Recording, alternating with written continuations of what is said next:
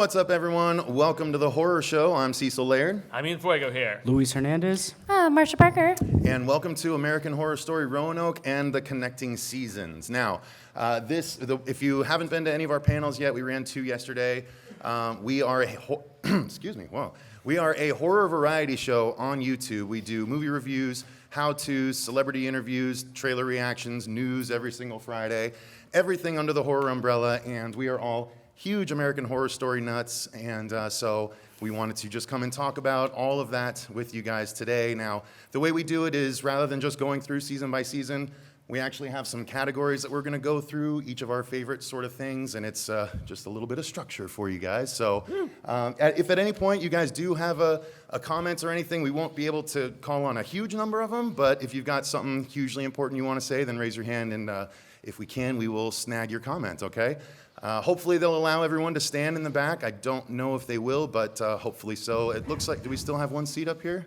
We still have one seat up front if someone wants to come take it. And there's one in the middle, exact middle. And there's one that looks like in the middle here too. So if you're gonna get kicked out, there are 2 seats left. So that being said, Marcia, go ahead. All right, so we're starting with Roanoke. We're just going to quickly go over the season, and then we're going to dive into everything else. So, Cecil? I actually really enjoyed Roanoke. Now, American Horror Story has its ups and downs for me, as it does with most of you guys, I'm sure. But Roanoke, I was actually pleasantly surprised by. I know it's a polarizing season, like a lot of them are, but as a fan of the found footage subgenre, you can see possibly why I like this one. So I thought that they did a lot of the tropes, some not as well as the others, but I did overall enjoy the story, and I thought it was a leaner, meaner season at just the 10 episodes. I think it could have been 9, frankly. They could have just lopped that last one off, in my opinion. No, that was a good ending. That's just my opinion. But I did like that they separated it like it was 2 different seasons within the one season. That was pretty cool. I enjoyed that. So overall, I liked the gore. I liked there was a nice mix of baddies, and I liked the body count because they essentially got to kill everyone twice in the show. So I thought that was fun. I was actually a big fan of Roanoke myself. Yeah, dude, I really loved it as well. I actually binged the entire series in the last month in preparation for this panel. I'd never watched a single episode of American Horror Story, and Roanoke impressed me almost as much as Coven and some of the others that I really liked. It was brutal, and I liked the whole meta aspect of it, the fact that it was very self-referential. You had different people portraying the same characters. I thought that was pretty rad. It had some, Blair Witch leanings a little bit. Very Blair Witchy. It had some Wrong Turn leanings a little bit, but, it kind of melded all these influences together pretty radly. What do you think, man? I agree with you 100%. Everything you said, I agree with. The one thing, I think it had one of the strongest season finales in the whole series. Yeah. That's just my opinion. Debatable. It was really good. That last episode I'll have was my awesome. moment. Go ahead. You had to get rid of that character. You really did. Yep. I hated her so much. What else? Any other thoughts on it, Lou? Fuego, you just took everything out of my mouth. Well, I could take it from you, and maybe you can have the rebuttals. But what was really cool about American Horror Story Roanoke was that we had no idea what we were going to get into.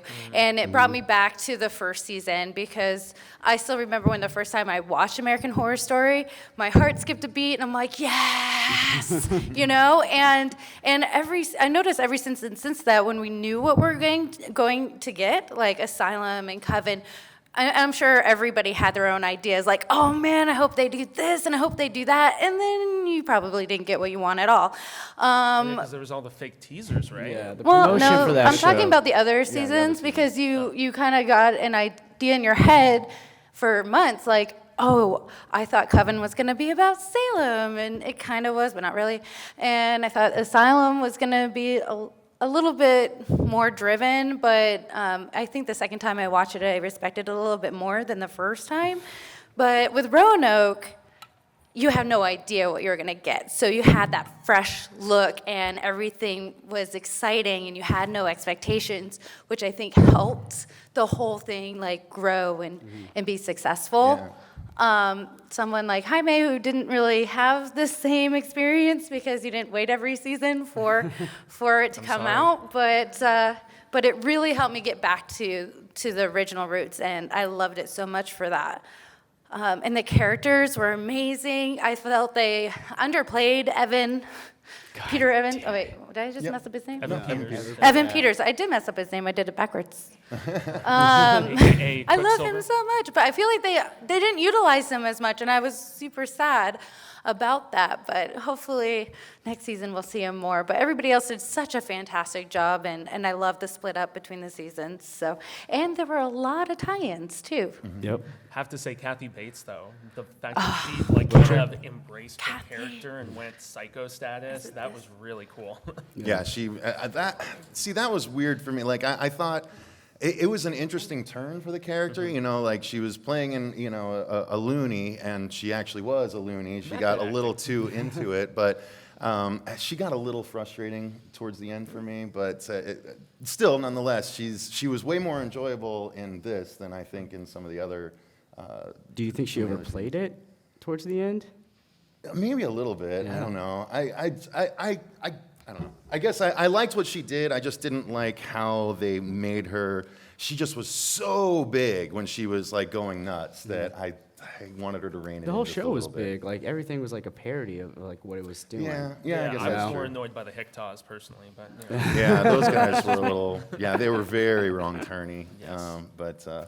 But as far as the mystery goes, I agree. I thought that was phenomenal. I mean, the fact that we didn't even know it was going to be Roanoke until like a month or so before it actually came out.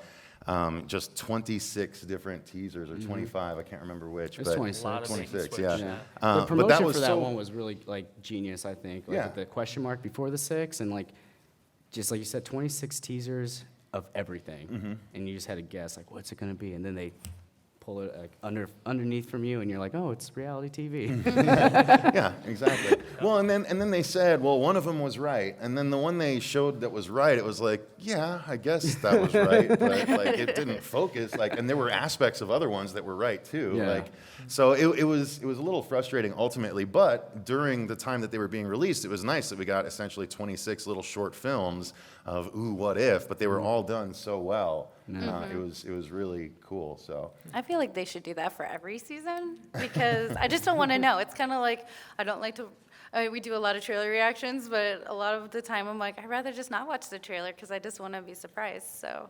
Well, it's a little tough for them now because we already know what the next 2 seasons are going to be. Oh, We I know- don't. I know the next one. election is coming next. La, la, la, Political. la, I'm la, not la, sure la. about that. But then after that, I believe we're getting the Murder House Coven crossover. So Dope. that should be Let's super- just Streams, skip baby. Dope. the election and go straight into that. That's what I would like. All to- right, let's yeah. write a letter. All right.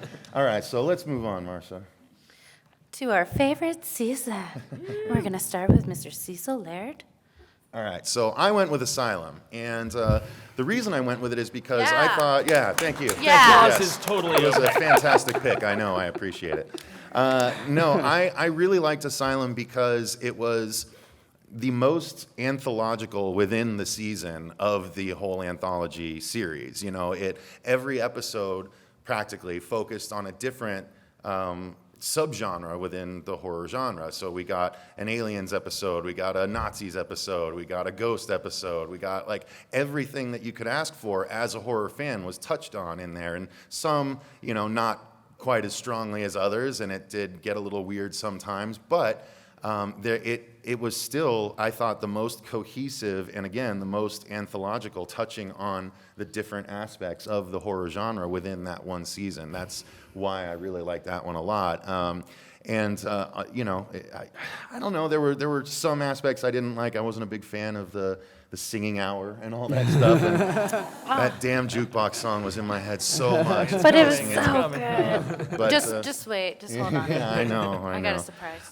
But yeah, so that's essentially why Asylum was my favorite. It just was the most well-rounded for a horror fan like myself. It started really strong in my opinion, man, but I felt like, as the show is notorious for, it kind of dropped the momentum in the back half a little bit, and when they got more alien focusing, and I mean, once you lost a particular nun character and a James Cromwell character, it just, I don't know, it just wasn't as good, at least for me.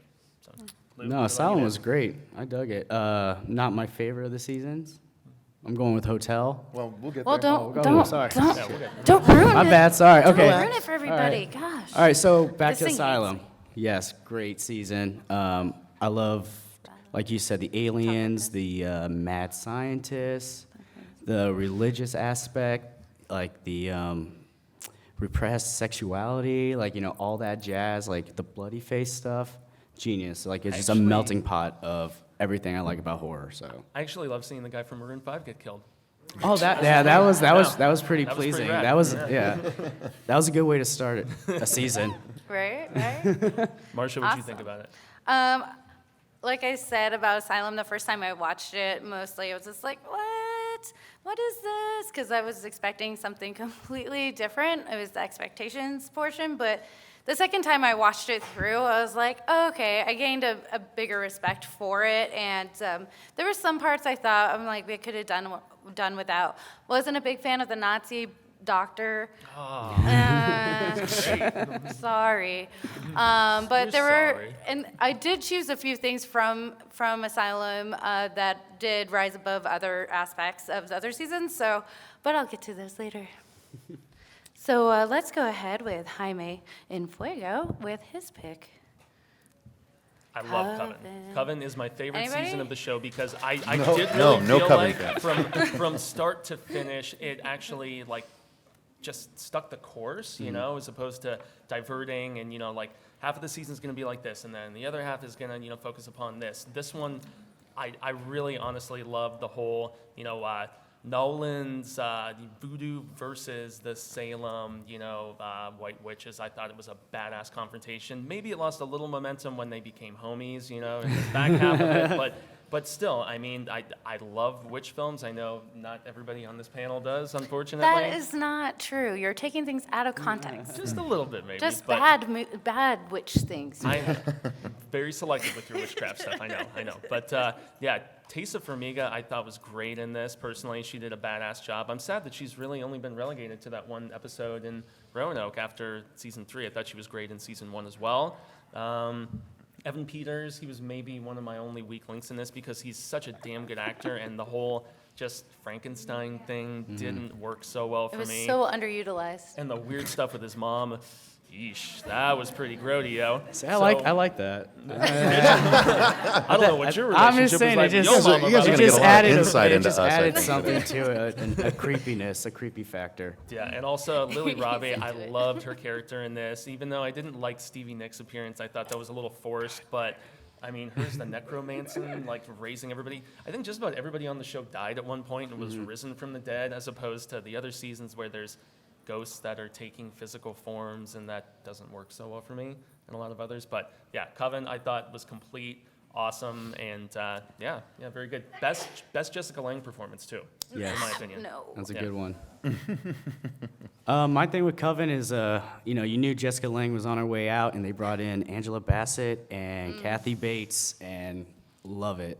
Passing Angela the torch, Bassett man. just crushes it on that show, in my opinion. I'm glad like Agreed. she's part of the cast now. Yeah.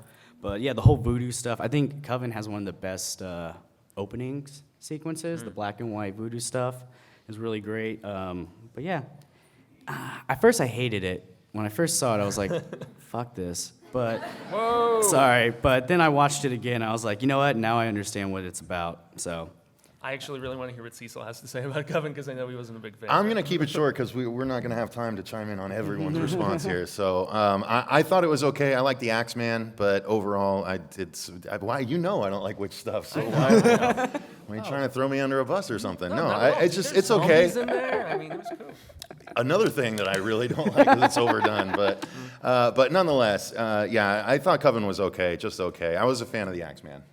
Cool. Yeah, I was in the same boat. The Axeman was the only thing that I enjoyed of it. The Manotaur stuff was a little grody. That was too much for me. It was a yeah. little grody.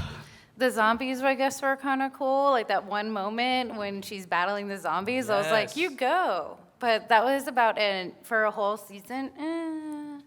Yeah, I don't know. I just don't think it was the strongest. And it's probably because I wanted it to be more... As witches, I didn't feel like they focused on being witches at all. And Kathy Bates was not a witch.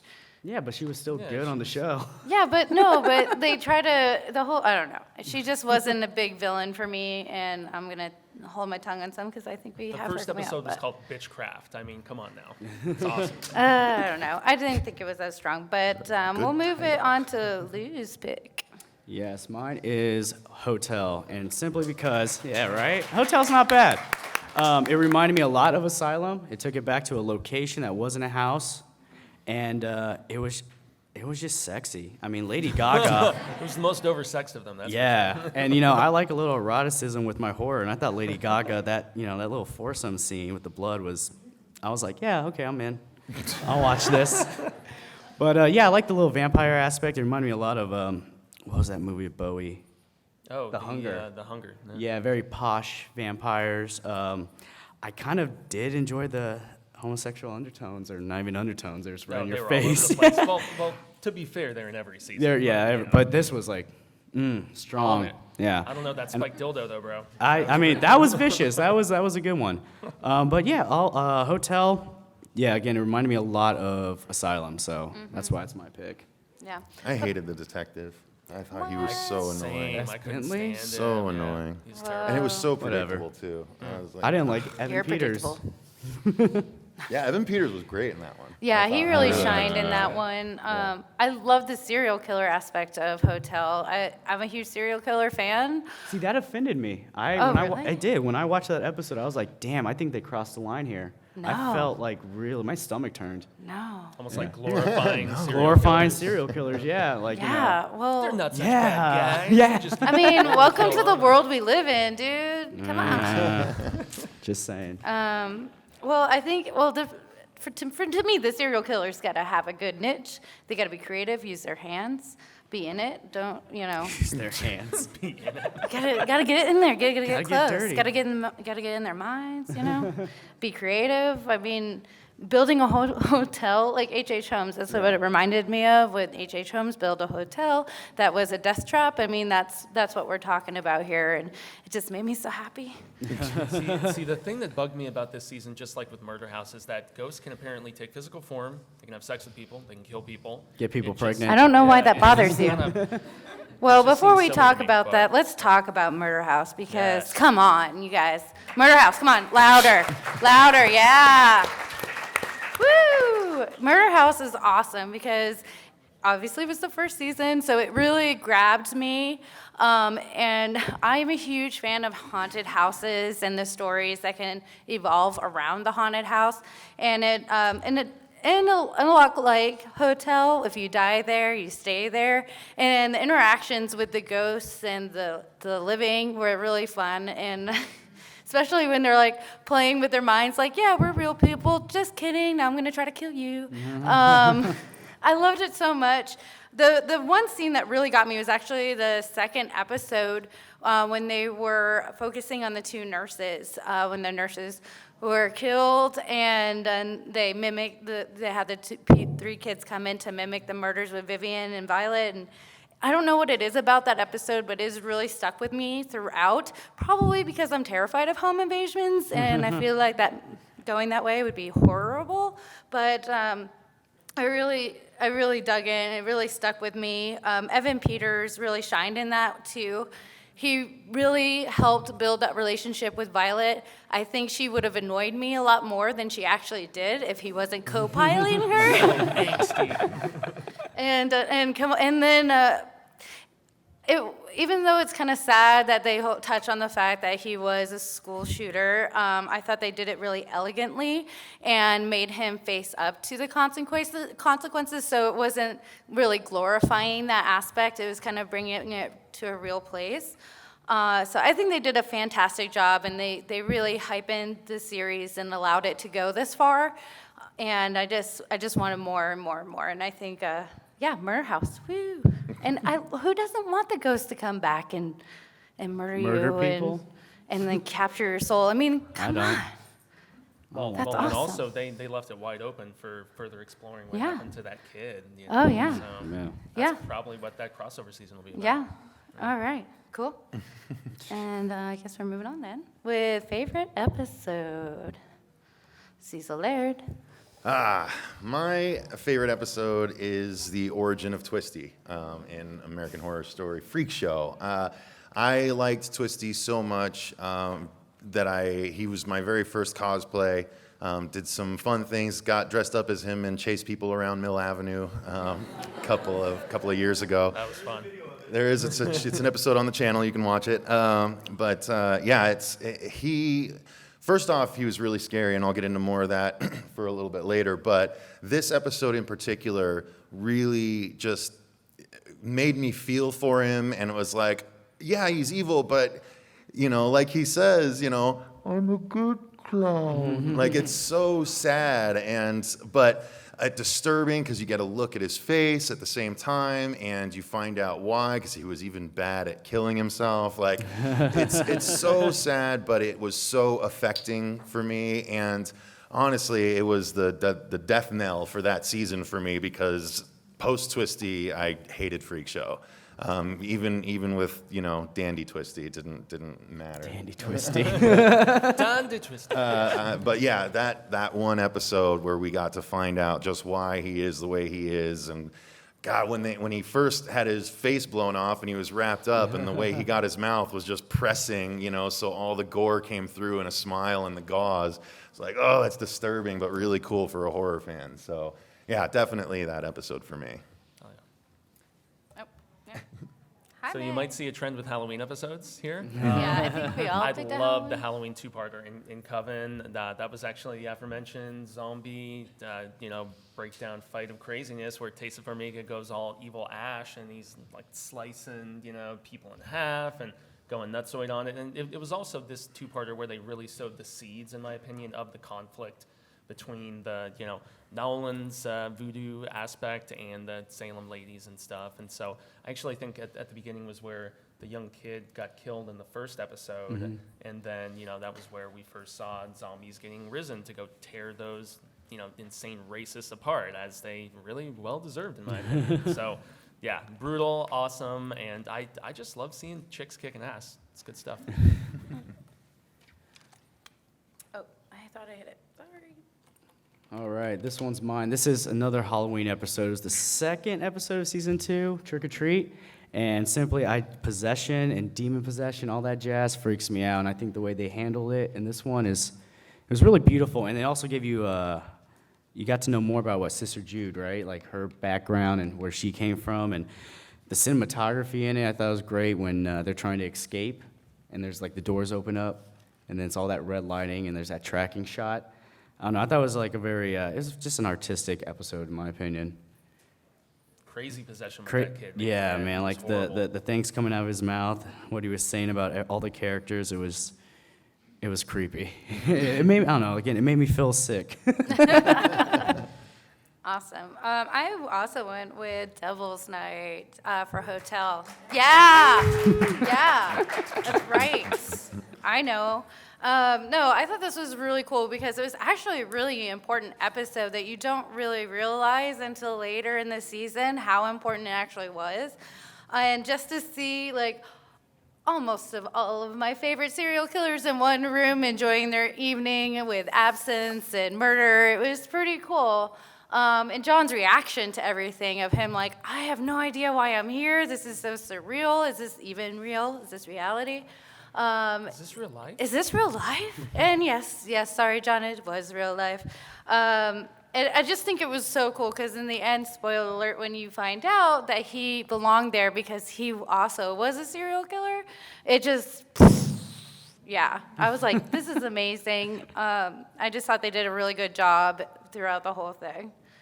And Evan Peters is my favorite. So favorite character arc. Yes, my favorite character arc was Pepper. Now, Yeah, Pepper. first off, I absolutely love the actress Naomi Grossman. She did an excellent job with Pepper, and we actually got to interview her at Scarefest 2 years ago about her work as Pepper on American Horror Story, so you can find that on the channel too. But Pepper always was just so much heart. In Asylum, when we're introduced to her, she is just, happy-go-lucky despite being in an asylum and a friendly face, despite that face. And, she was a light in the darkness of the asylum. So I really, really enjoyed her. And then when she came back on Freak Show, I was like, whoa, how does this work? And that was when it was starting to emerge that the seasons were connected in various ways. And this was the first time he really put it big time on Front Street. And it's like, well, how does this fit? She's in the asylum. And then it works out that there's a whole episode focusing on the fact that originally Pepper was a part of a duo, Pepper and Salty. And unfortunately, Salty passes during Freak Show, and in one of the most heart-rending scenes ever when Pepper wakes up and finds him this way. And then she is sent off to go care for, or be a part of, I can't remember the exact circumstances, I watched it when it aired, but... It was like her sister? Her sister, Yeah, okay, yeah, exactly. And so they're, her and her husband are caring for a disfigured nephew. Yeah. And they're, horrible about it. And essentially, the husband kills the nephew, and the couple blames it on Pepper, which is why she ends up getting sent to asylum. And the end of her arc is a little strange, where she gets abducted by aliens and then comes back and helps Grace through her stuff. But nonetheless, just that the fact that she was the first big bridge between seasons, and the absolute tragedy of her story. There's a reason tragic stories stick with us over the ages, and Pepper's is definitely one that stuck with me through American Horror Story. So. Awesome. Jaime? So, Finn Whitrock in this season was one of the sickest, strangest bastards. My goodness. And the fact that they unfolded it in the manner in which that they did. I mean, there's some backstory where you see that, he had killed animals. And, I think there was a playmate of his, in later episodes. But, I mean, just seeing him embrace his inner evil disgusted me and yet fascinated me in the same right. And, I mean... He becomes friends with Twisty, as we know, and he didn't really carry the mantle the way that I was expecting him to. But near the end of the series, where he's just going around killing all of the freaks, it was just so messed up. And, it was his character really just fully embracing his inner disgust. I mean, he kills his mom, he kills, messed Kills up a lot dude. of people. Yeah. I thought it one was of the biggest body counts of the series, maybe. Yeah, he That did, but I guy. thought it was a kind of a cop-out that he used a gun. I feel like he could have been a Well, little bit more That creative. whole show loves its mass shootings. Yeah. That it's felt like like very too much of That's a. We got to wrap this up. You're done. Your story's over. Your story's over. yeah. Your story's over. Your story's over. But still, I mean, mass shootings and the horrible disgustingness of them, they are, I guess, kind of a trend on the show. If you look back to Evan Peters Yeah. in the first Oh, season that's- and yeah, stuff. it's- But Whitrock, I mean, he was okay in Hotel, in my opinion, but this was his best performance on the show, easily. Yeah. And we have Lou. Yeah, I'm double dipping here because Cecil, but I really did like the Twisty origin, and like as short as his appearance was on the show, I think it was probably one of the most powerful ones, because when you're introduced to this guy, he's a clown, he's very tall, big, scary, but you get this backstory and you realize that he was just Lenny from Of Mice and Men, pretty much. Yeah. He had a good heart. He just wanted to make kids laugh, and then they started accusing him of being a child molester. And And the dwarfs were messing with him. yeah, it was disgusting. And then like the path that he took after that was like, okay, it's like Frankenstein's monster. You sympathize for the beast, and I really felt for Twisty. So yeah, that's my favorite arc. Amen. I would definitely laugh at every one of his gags, by the way. Just didn't want to die that way. Oh, yes.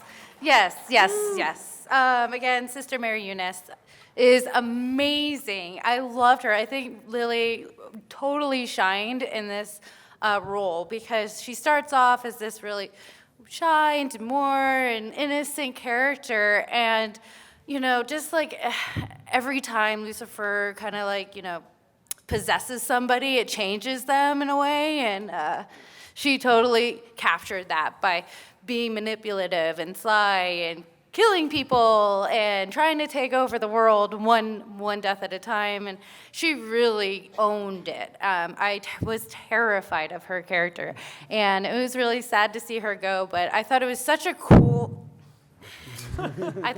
such a cool story arc, because you could, instead of seeing someone go from bad to good, you got to see someone go from good to bad and own it. So yes. Sister Mary Eunice, everybody, she's amazing. Easily one of the best performances of the whole series. Oh, in my opinion. totally. Yeah. God, I hate myself. Sorry, guys. Totally. So we're gonna move it on to best recurring actor and actress, and Cecil. Yeah, I chose Sarah Yeah. Paulson. She's really amazing. I mean, from the God, not the psychic, right? God, I couldn't think of the word. I was like, she's not a psychologist. No, she was from the returning psychic to actually my favorite. I liked Lana Winters because I really didn't like Lana when she was introduced in Asylum because I was like, this girl is just so like hungry and willing to do anything. And, by the end I was like, I really hope she gets out of this because she's paid for her, mistakes many times over at this point. And then, so I liked that. I liked that she had to confront, didn't she confront Bloodyface at the end? Oh, yeah. Yeah. Well, Yeah. that's son of Yes, she Bloodyface. did. Yeah, son of Bloodyface, Son of right. Bloodyface. But I also really loved that she showed up at the end of Roanoke too. I really dug that. I was like, holy crap! And when I was looking at her history on the American Horror Wiki, it's like she's like supposed to be like 85 or something when she does that, and she pulled it off. Like she just has done such a tremendous job. I thought actually the witch in Coven was really good too when she had to deal with the blindness and all that. I just think she's done the most in the series. I came close to choosing Dennis O'Hare, but I really decided Sarah was the way to go for me. She's just so brilliant, and she's not anyone that you ever have to worry about when the new season comes on. You're like, okay, she's gonna do good no matter what. She's nothing to worry about. So. Awesome. This one's gonna be a double up for Jaime and Lewis. For Lily Lily. Robbie, yo. Dude, Yeah. yes. I mean, I was just saying how impressed I was with the Asylum performance, but even in Coven, she was tremendous. Even as the Roanoke. Well, that. But when she portrayed the serial killer that Charlize Theron also Yeah. did in the Monster movie, Yeah. I want to say. Yeah, she always brings it. She's maybe not quite as prevalently used as Sarah Paulson, but she's just as I don't know, pertinent and Well, with important her, she embodies every character she plays. big time. She takes on the role. Like, I mean, I know your pick, but I just feel like that's the same thing we've seen. But with her, it's like it's always surprising. It's always surprising. And also, I just want to, I know I'm going to go off a little I bit think here, we should but shout out Angela Bassett, bro. dude, Angela Bassett and Frances Conroy. I'm gonna have to mention her because she, again, just like Lily, they embody and they take on those characters. And sometimes I have to do a double take to be like, oh, that's them. They always transform. And I just think this show has some of the best female performances I've ever seen. Like the Yeah, women in this go show girls. are so awesome and amazing. But yeah. And that's not to knock Dennis O'Hare and Evan No, they're Peters, good, but the you know, women shine. shine It's their totally. show. Like it's all about the women. So now let's hand it over to the lady. I agree with that, except for Evan Peters. Come on, yeah, Evan Peters though. Come on. There's only been a couple of seasons where I just think his character was underplayed, and I blame the writers. What was it? Like Coven, and I didn't really dig him that much in Freak Show. I felt like they could have utilized him a little bit more. But Tate, of course, he was amazing. Then also as Marsh over there, he was awesome. And just every time he comes into play, even though it's a crappy role, he still owns it, and he does a great job. And he stuck it through every single season. And this show would not be worth watching without him. I was really sad about Roanoke because I was like waiting, like, what is he gonna do? What is he gonna do? There he is. There he's dead. Oh, Yeah. sad face. But he does such a great job, and I would follow him around the world if I could. So He was the MVP of Murder House for me, though. I mean, He really was, He was yeah. the lifeline of Murder House for me. He was so good in it. and he played my H.H. Holmes character. Okay, favorite big bad. Yeah, a little repetition here for me, Is that obviously. Twisty? But weird. again, without focusing on just the backstory, the first time we see him, it's just a couple in a picnic, in the middle of a field, and all of a sudden there's this really weird, disturbing-looking clown with a plastered face on, and He's just like trying. Like what I loved about him is that he was really good at being the playful clown, even though he's doing horrifying things. Like when he pulls out his bowling pin and whacks that lady the first time, just out of nowhere, it was great. And then when he's got the kids, and he's like trying to perform for them, but they're not having any of it, and he's getting mad and stuff like that. Like it's just a really, outside of the fact that he's a big, imposing dude, and he's got massive, gardening shears at times almost to take you out with. Like that, again, that one scene where the person, wakes up and he's just sitting by the side of the bed and just comes up and just like no hesitation, multiple hits. It's just disturbing and scary. And I was like, God, I gotta be that guy.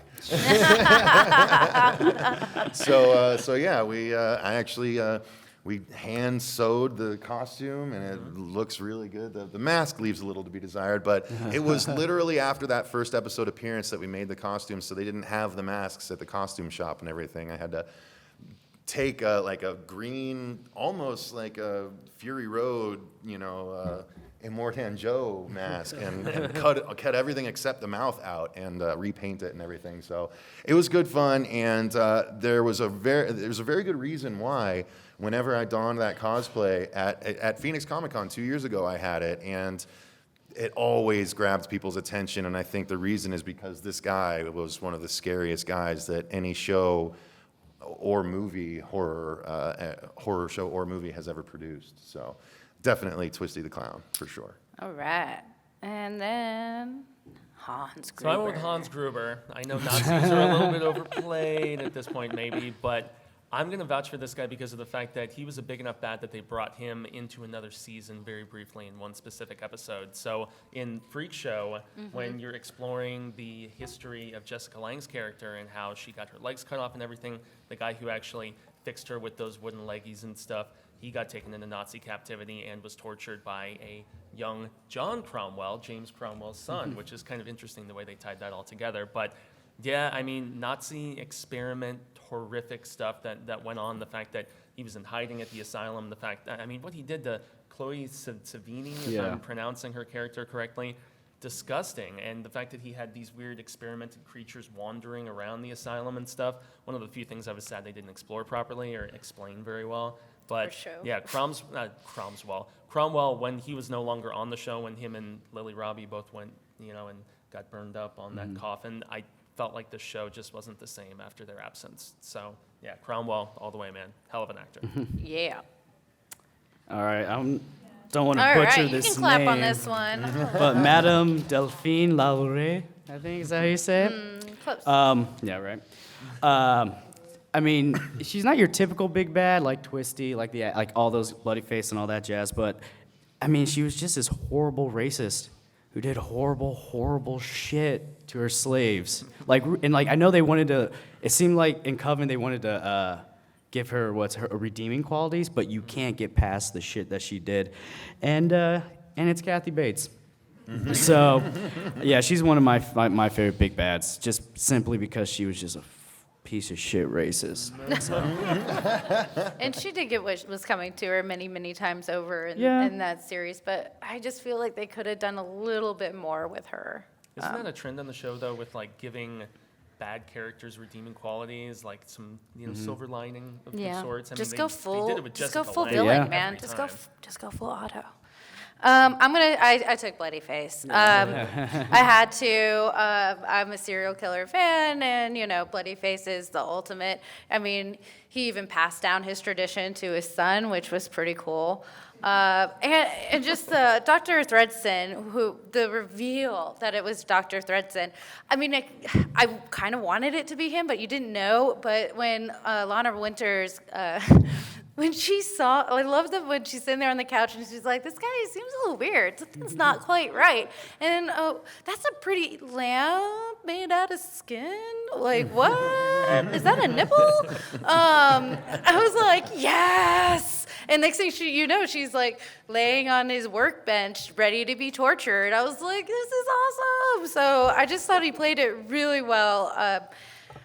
I just bloody face all the way. I mean, come Dude, on. that's one of the best designs too. I would Yeah. say on the show. Like Totally. Twisty's good, but bloody face that's just that so left gruesome. nightmares, man. Well, yeah, and there was the bait and switch. You thought it was Cromwell's character, you know, and so Yeah, it's good. I don't Good know. script. He did such a phenomenal job. He sold it really well, and I love the fact that he was able to get back in there and play it off like, I'm not really bloody faced. Yes, you are.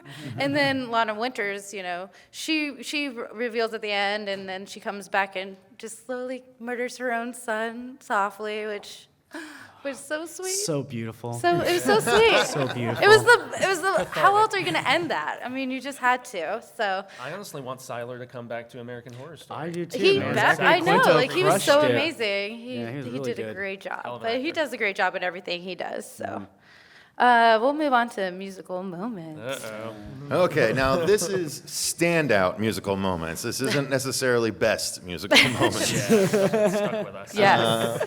Yeah. Oh, God. Oh, we're playing it. Oh, no. There we are. Oh, God. It's a god-awful small I affair hated this. to the girl with the In case you mousy didn't hear it, hair. I hated this. I second the notion. Oh, it was terrible. It's a good song, though.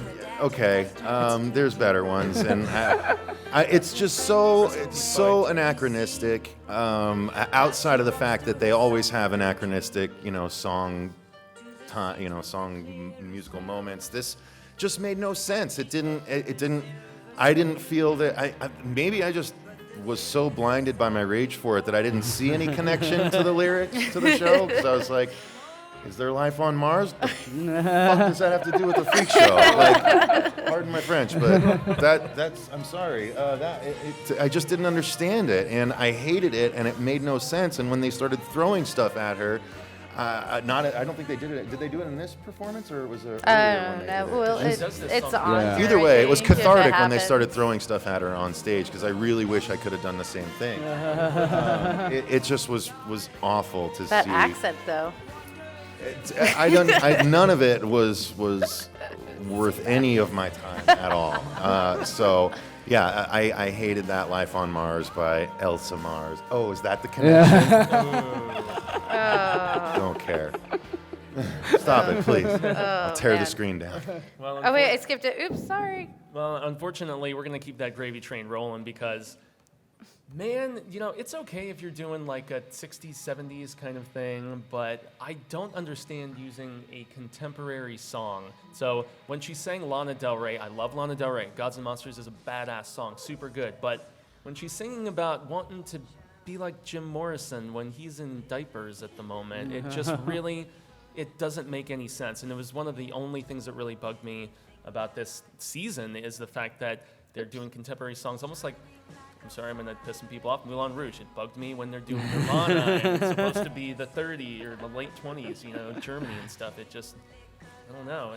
I'm actually glad we're not playing the music this so you song. guys It's playing. don't They have to can hurt your hear it. I ears. think. Listen to the Lana Del Rey song, Gods and Monsters. It's fantastic. And yeah, Jessica Lange, this is one of my least favorite of her performances. So yeah, let's just end that right now. All right. Okay. All right. We'll just move on to some So- Fleetwood Mac. Mine's the Coven one, and I think there's a trend with American Horror Story where all their musical moments are very cringeworthy. This was cringeworthy, but I mean, it's Fleetwood Mac, it's Stevie Nicks, it's Seven Wonders, Tango So Night. It's such a forced, good though. song, though. Like, that's the only reason why I picked it, because it's such a good effing song. I'm surprised you didn't pick She Wants Revenge, Tear You Apart. or No, Four-Way, man, yeah. no, dude, no. I mean, that was sexy, but this is fucking Stevie Nicks. I feel like they should have dubbed her, unfortunately. Like throw in her younger voice. I'm sorry. It was a little rough. It's just such a good song. It's the first time I heard this song, and after that, I fell in love when I got this album. So Wow. There Yeah. you go. So it did its trick then. It made you a fan. it did. I got my shawl on. I was all dancing. I was like, Stevie. I got video of that. And it's like, yes, no. Yeah, it was dope. It was good. So I picked the name game, and if I can just hit the right button here. I I loved it because it was the first time they attempted this, and it came out of nowhere. Wait, you loved it? Out of nowhere. Yeah, I thought it was fun because wow. it made sense for Asylum. Because here you have is a bunch of crazies, and what's gonna rile up a bunch of crazies but the name game? I mean, they're dancing, they're clapping, they're singing, and she's dressed up in the 60s outfits, and she wasn't using an accent, which was awesome. So it just the expressions and the dance moves, I thought it was appropriate for the season. I wasn't expecting them to do this over and over and over in the rest of the series, but I think it was super appropriate for Asylum. So, the name game. Here's your sign. All right, so let's, we got about 15 minutes, so let's go ahead and talk about the links between the seasons, because they're there, guys. Yeah. There are, yeah. I mean, first and foremost, we know there's the serial killer link. There's one in pretty much every season, right? Yeah. There's also lots of flashbacks, which I think is cool for fleshing out backstory. I mean, Murder House, I think, might have been the best one with showing every single death that happened in different iterations of the house. I mean, those annoying kids in the very first shot, you were happy to see them get killed. Sorry, Ginger's in the audience, but yeah. It's okay, you're Ginger. Hotel did kind of the same thing too. A little bit. Hotel yeah. did a little bit of the same thing. Yeah. There's also, it's a very oversexed and really violent show. Being somebody who binge watched it, I was surprised what FX gets away with. Dude, I mean, FX didn't nip tuck.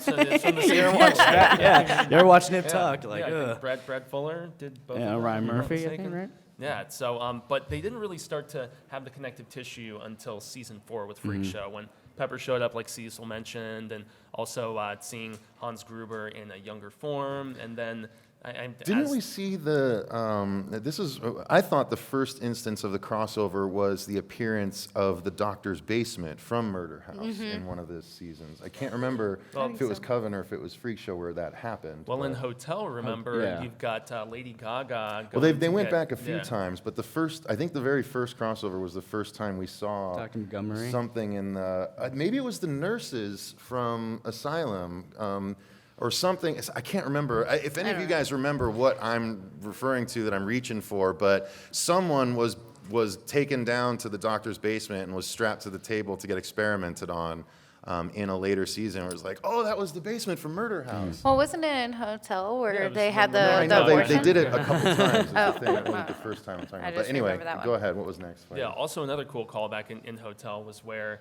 the real estate agent from Yes, the very from first Murder House. season, she got killed, which was, she was a bitch anyway, sorry. But yeah, she kind of got her just desserts, and then you saw Queenie come back.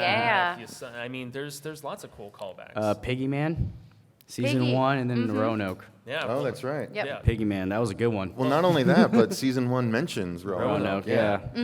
Yeah, that's what The Billie Dean psychic Winters mentioned it. mentions, and then she showed up at the end of Hotel, when Yeah. they did the 2022, where they fast forwarded up, and she was there filming stuff. And obviously, you mentioned Lana Winters coming back at the end of Roanoke. So I mean, And Pepper, it's- of course, yeah. yeah. So I mean, it's all set within the same universe as they've really made more concrete as the series has gone on, which is why they've mentioned that there's going to be a full-blown crossover season. They're even discussing a couple. I mean, I know they've mentioned Coven and Murder House, but Well, there's also the connection with in Roanoke, the Mott. Yeah, the Mott. Mott family, yeah, because with Danny Mott. and then the guy who built the house in Roanoke. Yep. Kind of a little origin. And the show likes their miscarriages. We had Seriously. so with Murder House, obviously the mom, Vivian, she had a miscarriage, which forced them to move to Murder House. And then Shelby had her miscarriage in the beginning of Roanoke, which caused them to move to another murder house. So there's that connection. And I was reading up, and I realized that they are fascinated with Massachusetts because Yeah, there Boston, yeah. is a going theme with Murder House. The Harmons were from Massachusetts. We also had some saying that James March was from Massachusetts based off his accent. Obviously, you have Coven, you have the Salem Witches. So there's a lot going back to Massachusetts, which I'm not like worried about that because I love Massachusetts myself. So. Like Asylum's the only season that took place in Massachusetts. Like, Asylum, yeah. Massachusetts is mentioned a lot. Yeah, throughout the seasons. they were based in Massachusetts, so in Asylum. Well, I actually have a question for all of you guys. Do you guys think, raise your hand for yes and keep them down for no, but do you think that they should continue to do crossover seasons or, okay, well, I'll ask two different things. Raise your hand for the first one or raise your hand for the second one. So should they continue to do crossover seasons or should they keep them separate, keep them as individual stories, but go ahead and reuse actors? So crossover seasons, give me your hands. And yeah, We all like the shared Now, Marvel other universe. people, you want individual season stories. Raise your hands. Anthology. yeah. It's like crossover, guys. Crossover wins. But that makes sense actually, considering we live in a post Avengers universe world where everyone likes all their stuff to connect, and so it makes sense that all it really does is when you think about it, the crossing over tissue is really just layers of writing. I mean, it's just. It's an additional, you're like, oh, wait, that's that person? Damn, that was smart writing. Like, that's essentially what you're doing when you're like, that's cool. It's like, that's smart writing. I didn't realize that. But that's really what it is. And so it's really cool that they're taking the time to flesh these things out. And you know somewhere, Ryan Murphy has a garage somewhere with a massive whiteboard with a huge timeline on it, Back to the Future style. And it's like different timelines spin off and things like that. But, you know, it's exciting that they're going this route.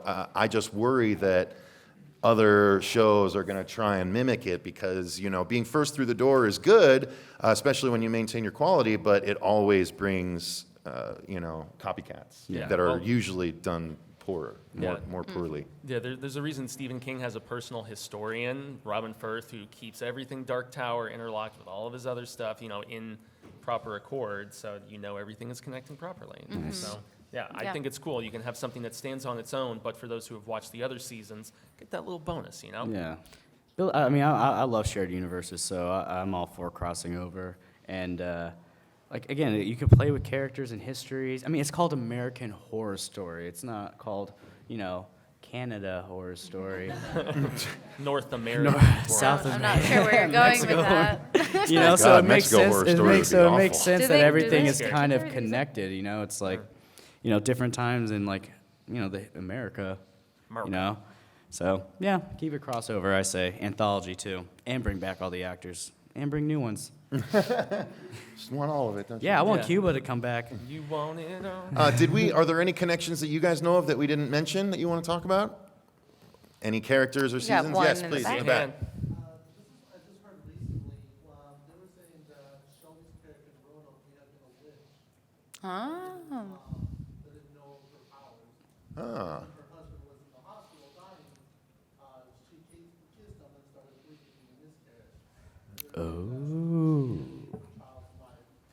Ah. You know, he actually just jogged my memory that Fuller just said recently that the Lady Gaga character in Roanoke was actually a The Supreme. original Supreme. Yeah. So, Yeah. I forgot about that. The original. and the Taco Supreme, The Burrito O. Supreme, Supreme. All right, guys. Well, you know, we're a little early, but I think that's as good a place to end it as any. We'll give you guys 5 minutes to go get where you need to go. But How again, about season 7 though? oh, that's right. Okay, Yeah. well, season 7 is, as we mentioned, election, and all we know about it so far is that they've released a couple of images. One is a really messed up looking elephant, I guess. The serial killer wears Dope. the animal heads That's sick. representing the parties. Dude, that could actually be a good season if you know anything about the Illuminati and the occult and like Washington's history see with them dark bring that arts. in. That could be, I mean, and pedophilia, Pizzagate. I'm just saying that could be a pretty dope season. Yeah. That's Tell for me- that's for a different. Tell me topic. about this That's pizza. that's for a whole different The other subject. Deflategate, can that be in there too? Well, I'm just saying that could be a good season. But anyway, guys, if you want, thank you very much for Yep. coming. Make sure you subscribe to us at Oh, youtube.com/thehorror. thanks, guys. Yeah, thank you.